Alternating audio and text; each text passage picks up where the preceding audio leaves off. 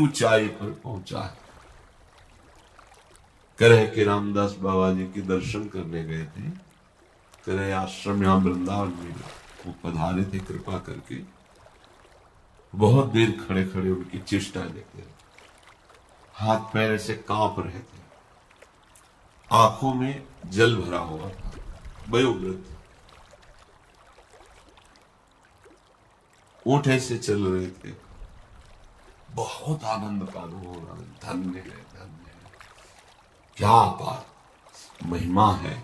वो जिस पटिया पे बैठ के भजन करते थे, वो पटिया इतनी प्रभावशाली हो गई कि लोग उसमें दूध घी जैसे पूजन किया जाता है ना, और अपनी कामनाओं की पूर्ति करते उस पटिया से। कोई आश्चर्य की बात नहीं, जिनमें निरंतर नाम जपा जाता है, वो आश्रम, वो स्थान, वो प्रांत धन्य हो जाता है। इतनी महिमा नाम की है, फिर ये लोग कठिन साधनों को तो करने के लिए तैयार हैं, नाम जप नहीं करते। एक ब्राह्मण रोज गंगा स्नान करने जाते थे नियम से, राजा की तरफ प्रेरित होकर कि वो देते थे कुछ, वो गंगा जी को प्रदान करते थे। पूज्य श्री रविदास जी महाराज, महान भागवत, परम पूजनीय श्री रामानंदाचार्य जी के शिष्य, वो अपना कठोरता, अपनी दिनचर्या नाम निरंतर। कभी कभी कहते हो पंडित जी कि आप बड़े भगत हो, कभी गंगा स्नान भी करने चलो, तो उनका हमारे पास समय नहीं गंगा स्नान करने का, आप स्नान। फिर एक दिन कहा, तो कहा कुछ केले थे, कहा गंगा जी को दे देना, जाके हमारी प्रार्थना, हमारा प्रणाम कर देना, हमारे पास तो समय नहीं। जाके जे ही कहा कि श्री रविदास जी ने, रविदास जी ने आपको केले दिए, तो गंगा जी का हाथ प्रकट हुआ और केले। थोड़ी देर में फिर और एक कंगन बहुत मणिजटिल, और कहा ये रविदास जी को भेंट दे देना हमारी तरफ से। पंडित जी ने मन में विचार किया कि ये बात तो किसी ने देखी नहीं, तो हम कह देंगे कि केले तो दे दिए, गंगा जी ने ले लिया, पर ये कीमती।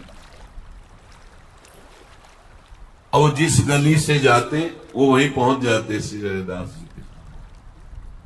घंटों हो गया, जिस गली से जाते वो वहीं खड़े हो जाते जाके। अब तो लगा कि कोई चमत्कारी पुरुष है। इतने दिन हम गंगा जी को राजा के द्वारा दी हुई भेंट देते, कभी उन्होंने हाथ नहीं प्रकट किया। इनकी एक बार देने से उन्होंने हाथ प्रकट किया, और ऐसा जैसा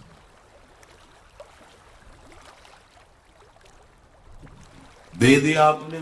जब रविदास जी से हाँ दे दिया।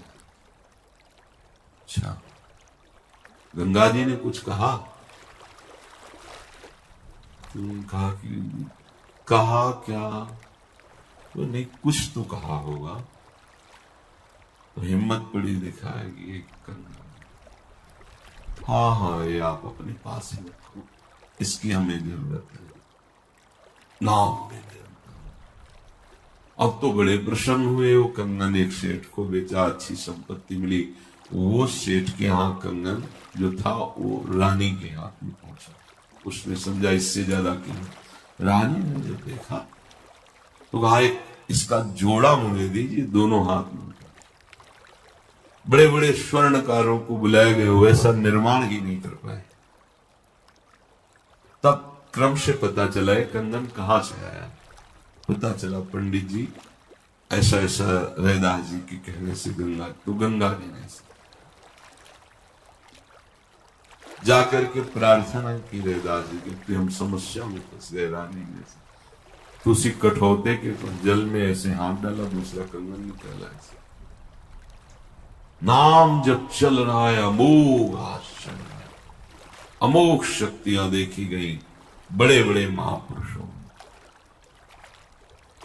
जिस नाम जप के आगे कोई भी पूजा, होम, यज्ञ, तीर्थयाटन बड़े बड़े सब अनुष्ठान बराबरी नहीं कर सकते, फिर बढ़ के क्या बात है।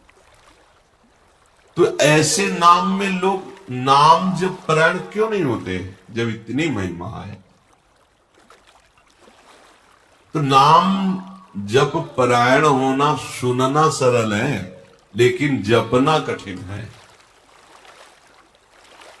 बड़े बड़े पुण्य बल से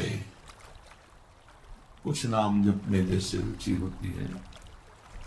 शास्त्र पढ़ना, उपदेश देना, शास्त्रार्थ करना, विद्वता दिखाना, सम्मान लेना, ये सब सरल हो जाएगा।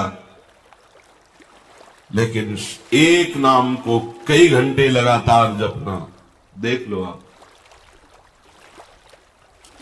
अपने को ऐसा लगता है कि हर नाम मन को पीटता है। विषयी मन हमें बार बार संसार में फंसाता है। जब हम नाम जप करते हैं तो मानो मन की पिटाई हो रही है, इसीलिए उसका स्वभाव नाम से विलग होने का होता है।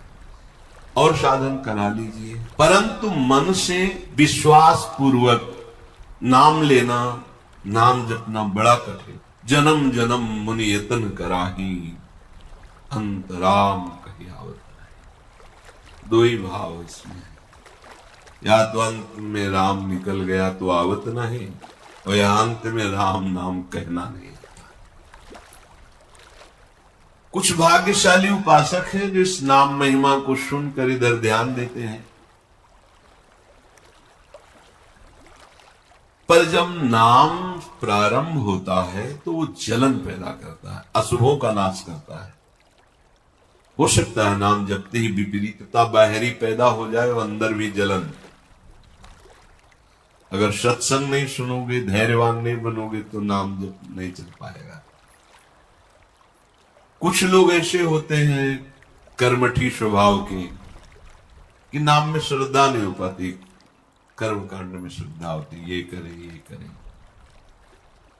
कुछ लोग तपस्या प्रधान होते हैं, यज्ञ प्रधान होते हैं। किसी किसी का होता है हम विशेष एकत्रित करते रहे, भोग भोगते रहे, कुछ दान करते रहे, माना कि इससे थोड़ा पुण्य हो जाएगा, शुभ बन जाएगा, लेकिन भगवत प्राप्ति नहीं होगी। मन की वृत्तियों को शुद्ध करके हृदय में प्रेम प्रकाशित करना या मोक्ष पदवी प्रदान करना, सब कुछ नाम में विराजमान है। अक्षर ब्रह्म है, हर अक्षर पर ब्रह्म विराजमान है। जैसे आ आ आ ब्रह्म स्वरूप है हर अक्षर पर।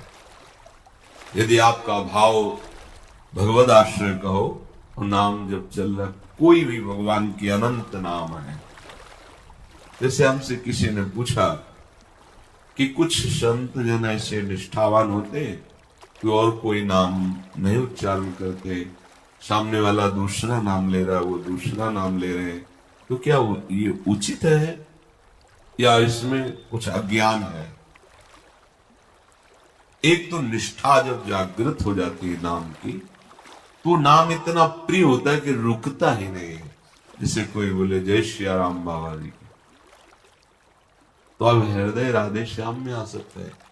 जिभ्या राधा राधा है तो यही निकलेगा, जय श्री राधे श्याम, राधा राधा। आप अपने आराध्य देव का नाम ले रहे, वो अपने आराध्य देव का नाम ले रहा है, तो आपने कहा श्रिया राम तो हमारे कान सुने, हम बोले राधे श्याम तो आपके कान सुने। भगवान तो एक ही है, उसमें क्या भेद है? अपनी अपनी भाव निष्ठा है। जब और सरलता आ जाती है, तो जैसे कोई हमारे पास आवे तो हम उसको सुख पहुंचाने के लिए प्रणाम, नमस्कार, मृदु भाषण, आसन, माला, चुंदी, प्रसाद अपने श्री जी का देते हैं। ऐसे ही बोले अपने आराध्य देव का नाम, हम भी बोलते हैं। ये हमारी निष्ठा में अंतर नहीं पड़े, उनके सुख के लिए। कुछ भी नाम भगवान की हो, मेरे अनंत नाम प्रभु के हैं। हमारे हृदय में अगर नाम की प्रति लगुता आई तो जो नाम तुम चला रहे हो वो नाम चलेगा ही नहीं, क्योंकि सब नाम मेरे प्रभु के हैं। हाँ, एक स्थिति ऐसी आती है जिसमें उच्चारण करने की ताकत ही नहीं रह जाती और नाम की। रसना कटो जो अन रटो, निरखे अन फुटो नयन, श्रवण फुटो जो अन सुनो, श्री राधा जल। ये अत्यंत प्रेमासक्त चित्त की अनन्यता है, ना कि उसमें कोई राग द्वेष है। किसी एक नाम की बड़ाई करके और नामों की अवहेलना करने वाला कभी नाम जापक नहीं हो सकता, पक्का। किसी एक भगवत स्वरूप में सेवा भाव आराध्य भाव रखने वाला अन्य भगवत स्वरूपों की अवहेलना कर दे, कभी भगवत आसक्ति नहीं हो सकती। अपने वैष्णव की बड़ाई करके अन्य धर्मावलंबी जनों की निंदा कर कभी उस सत्मार्ग में नहीं चल सकता। वो केवल बातें रहेंगी, स्थिति नहीं रहेगी। कोई कोई इतने अभिमान में होते हैं कि उनको नाम बताया जाता है कि आप जपिए, तो इतने अपने को शास्त्र पटु समझते हैं, आदर ही नहीं करते। निरंतर नाम जप करो, देहातीत स्थिति आ जाएगी। ऐसी देहातीत स्थिति आ जाती है जो वेदांत पढ़ने से भी नहीं आती है, क्योंकि उसमें बुद्धि के द्वारा विचार करना है और नाम सीधे बुद्धि में प्रकाशित कर देता है। इसलिए सन्यासी जन, वेदांती जन भी भगवान का नाम जप करते हैं। ओम ओम हरि ओम हरि ओम हरि ओम, नमो नारायण नमो। जो पाश्चात्य देशों की सभ्यता को देख करके उनका अनुकरण कर रहे हैं, तो तुम क्या सुख मानते हो? शरीर की भोग सामग्री, शरीरों के भोग, ये शरीर कितने दिन रहेंगे? कितने दिन रहेंगे? क्या मिला? जो पुण्य फल है उससे भोग सामग्री मिली, भोगे, संस्कार और गंदे हुए, फिर चले गए। जिनको हमारे भारतीय ऋषियों का संग मिला, तो देखो धोती कुर्ता चोटी माला वो भी धारण कर लेंगे। सत्य वस्तु का प्रभाव होता है।